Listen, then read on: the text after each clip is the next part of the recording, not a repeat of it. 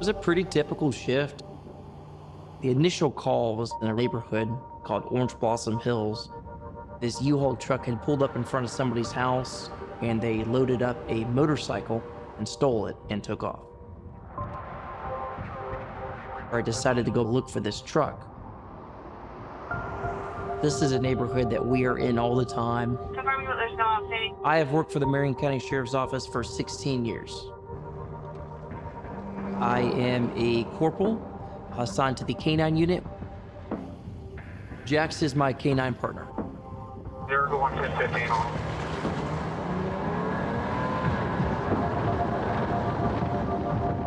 I could see the glow of this U-Haul.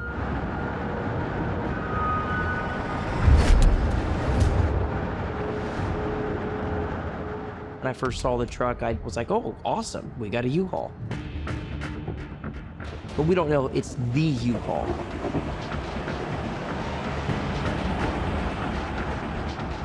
It took off down into that neighborhood,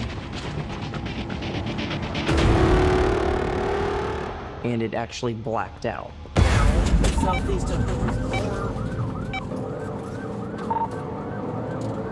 He knew I was trying to pull him over from the get-go. Maybe that stolen motorcycle's in the back of it right now. It's gonna be a U-Haul southbound. Oh, they're going. Heading back out towards 42, probably related to that motorcycle theft earlier. Your radio craft, you land there, front. When Deputy Batts keyed up on the radio, at that moment it's all hands on deck. We need to get out here and assist.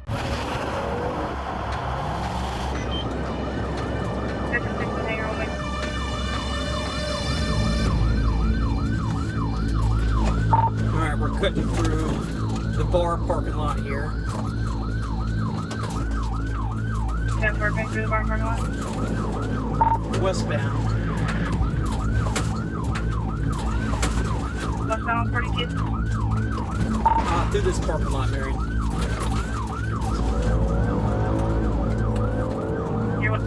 Heading towards 42. When pursuits are initiated, there is always that adrenaline dump of, hey, this is happening, we need to get there now. Third lane.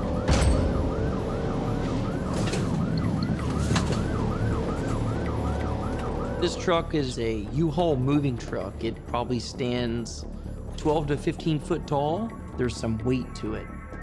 For a full-size moving truck, this thing was fast. 95th Court, northbound, 163rd Street. Driving in a reckless manner like that through a neighborhood is always a danger, which is just amplified by the size of the U-Haul.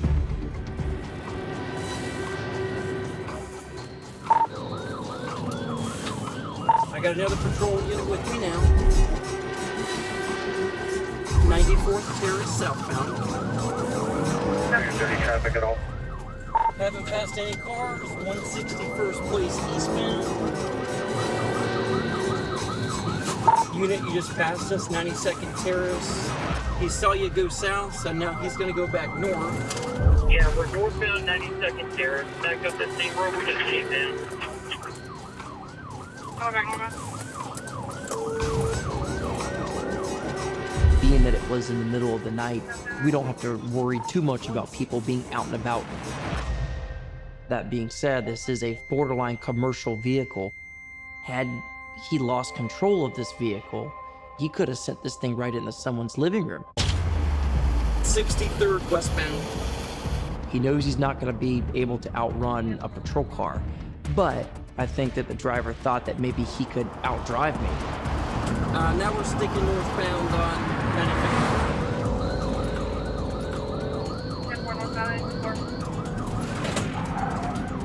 And I'll give it to him. He could drive. He could drive that truck. Westbound 161st Street. Southeast 94th Terrace northbound. Dead end. Westbound 94th Terrace, dead end.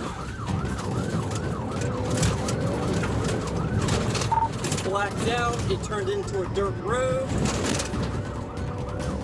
I've got less clearance in my vehicle, so he kind of had an advantage, going through there, believe it or not.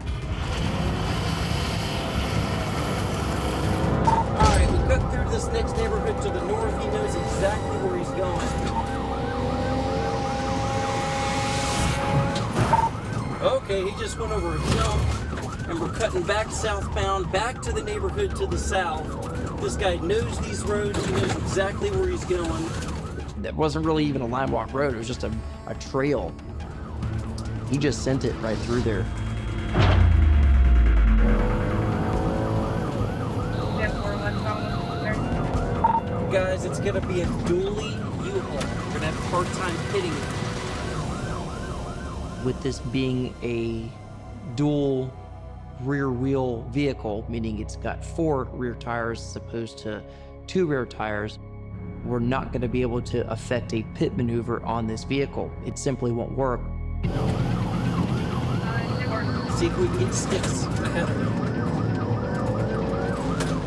What the patrol guys did, they formed a box outside of this neighborhood. They set up stop sticks on Highway 42. So no matter which way he goes, he's going to hit these stop sticks. Getting ready to come back out to 42. Continue the eastbound over 25. As soon as we hit Highway 42, he started to really ramp up his speed. All right, westbound on 42 towards 441.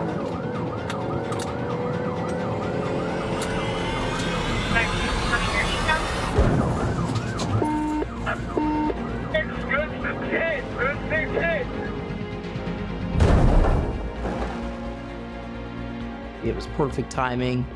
We're finally gonna be able to stop this big truck, bring this pursuit to an end. Losing his back 2 left tires. Losing back 2 left tires. 50 miles an hour, eastbound 42. He's got no tires on the driver's side. You assume that the vehicle at that point is going to start to slow down, but in this case, the driver did the opposite.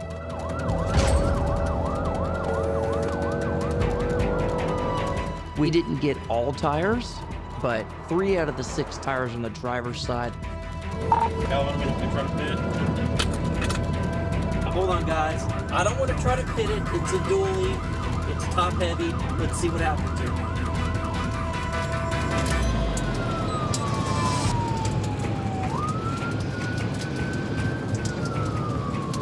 Come on, bro.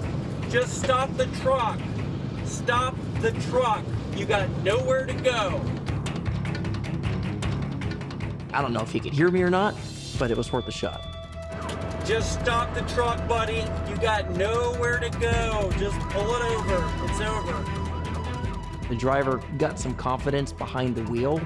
He started to push his luck, and he started to push that speed.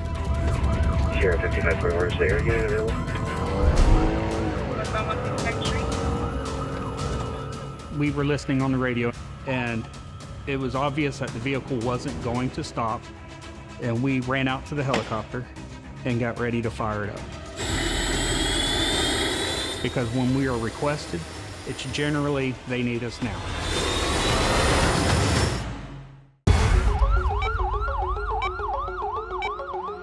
Still eastbound. Speeds up to 50, heading towards Wearsdale. Still eastbound. There was only one more red light that he had to get through. Then from there on out, there's just not a whole lot out there.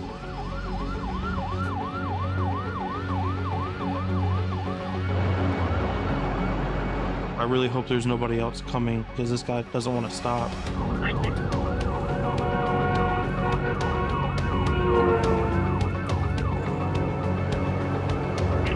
Continue the eastbound over.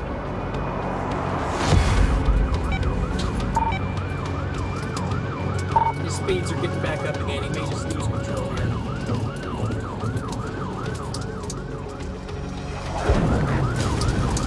Alright, he's lost all of his tire on the driver's side. He's on nothing but the rim.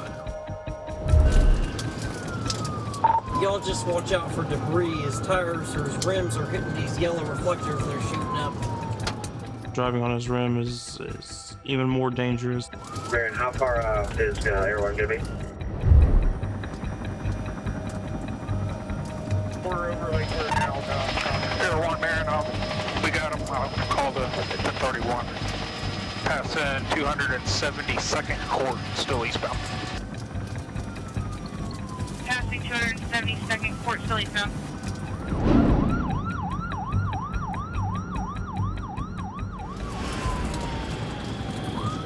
Lake County advised that they got a sister now? In that moment, I felt like we were kind of at his mercy.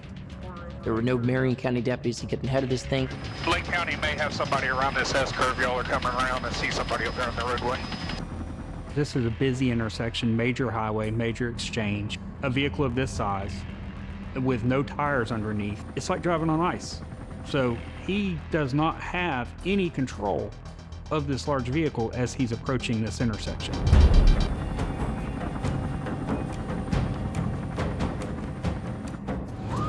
We're at speed now. 62.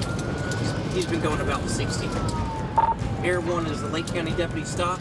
Yeah, they're at the intersection of Forest Road 572 and 42 right now.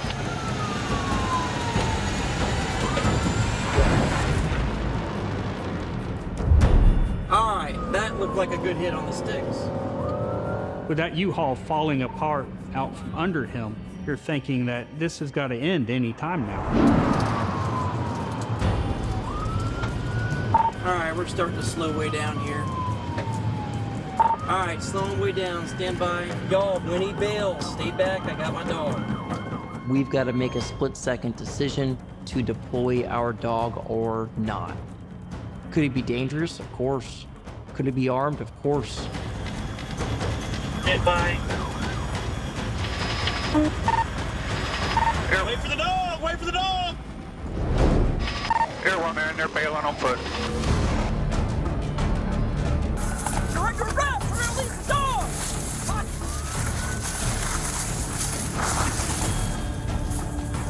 Stay back, guys! Stay back! Here! Jack's here! Do y'all see him? No. Hold him right here, guys. Jack's here! Somebody check more. The bailout, unfortunately, didn't work. Jax never saw the driver bailing on foot. I did proceed to see if Jax would just naturally pick up this driver's odor, but we're going into super dark woods, and it's never good to just go running blindly into the woods after a fugitive in case they're setting up an ambush.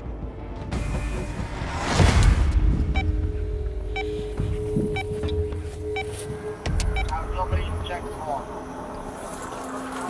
What do you ask? Somebody check the car? Yeah, I don't think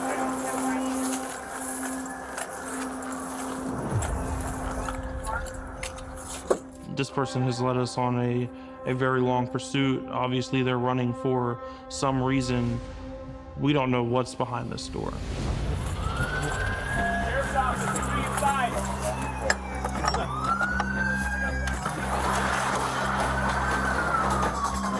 Nobody, come on. Sheriff's office, if you're in here, show me your hands. Don't move. Both hands out. Both hands outside. Open the door from the outside. Step out. Step out and face away from me. Is there anybody else in there with you? Step out and face away from me. Face away. Back up to me. Back up. Back up. Put your hands on top of your head. Back up. On the phone. On the phone. We got passenger detained. At this point, my thought is, what are our deputies doing in the woods? Are they okay? And the way you're going. I took 4 or 5 deputies with me into the woods. I was very grateful the helicopter was able to get up and get eyes over this thing.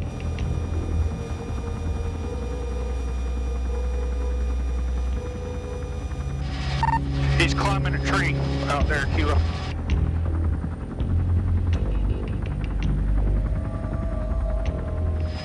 Air 1, he's climbed up in a pine tree. All right, Air 1, bring me to him. Knowing the helicopter had the individual in sight was a huge relief. They're going to be able to direct us straight to him. We're just in the middle of the national forest, so we don't know what's up ahead of us. Is he armed? All right, I got you. Keep going straight in the way you're going.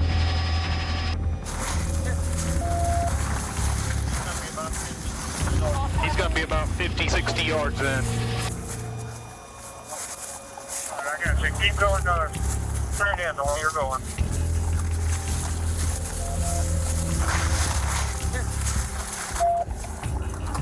Up.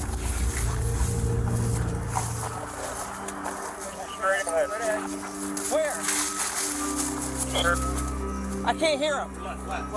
With us being so far out of county, the radio reception was spotty. My radio really wasn't working at all, so I was having to rely on other deputies to tell me what the helicopter was saying. All right, he jumped out of the tree. He's back moving. He's going away from y'all further in the woods. I am on him like ants on honey. I am there. I am on him. I'm not letting him go. Kilo, straight ahead. Straight ahead. Here.